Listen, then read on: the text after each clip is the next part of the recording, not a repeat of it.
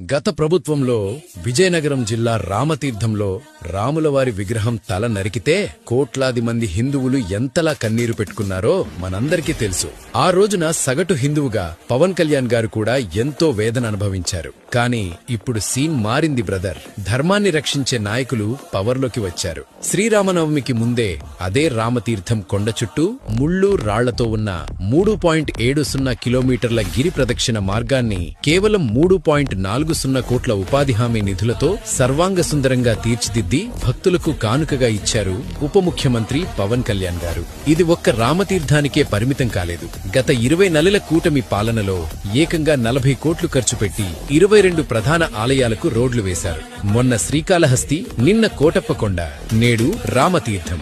ఒకవైపు అభివృద్ధి చేస్తూనే మరోవైపు హిందూ ధర్మ పరిరక్షణకు పవన్ కళ్యాణ్ గారు బ్రాండ్ అంబాసిడర్లా నిలబడ్డారు.